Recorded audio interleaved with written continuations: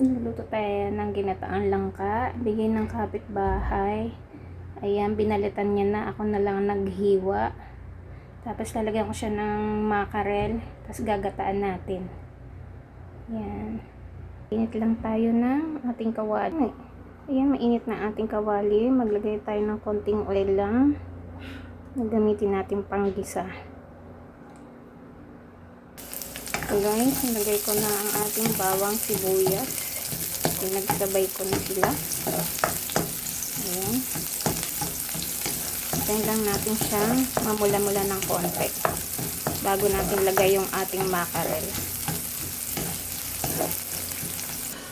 Ito guys, na nilagay na natin ang ating makarel. Durugin lang natin. Sobrang laki. Huwag naman yung sobrang durog na durog. Ayan.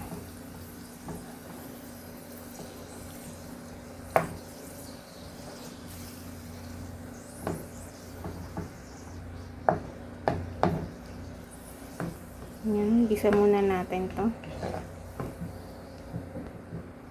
Pag kumulo na, lagay na natin ang ating langka. Ayan guys, kumukulo na, ilagay na natin ang ating langka. Ayan guys, nilagay ko na ang ating gulay na langka. Lagay ko na rin to para medyo maanghang-anghang. Ayan. Takpan lang natin siya. Ayan lang natin siyang kumulo. Mamaya natin lalagay yung kanyang gata. Ang ginamit kong tubig ay tubig na makarel. Ito guys, nilagyan ko na siya ng gata, paminta, at konting magic, at saka patis. Ayan. Medyo malambot na yung ating langka. Hintayin na lang natin maluto talaga siya. Ito na guys, oh. Titikman natin kung sakto na yung alat niya. Ayan.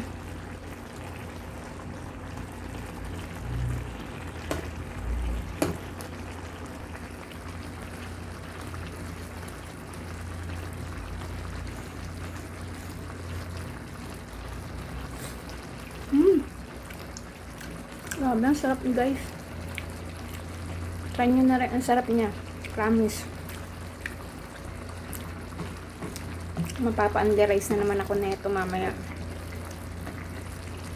Harap. Gusto ko pa. Kaso mainit. Malambot na yung yung langka. Panihin lang natin ng konti yung ating gata.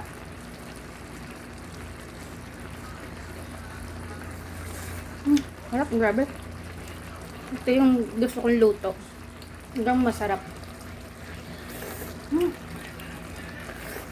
Harap.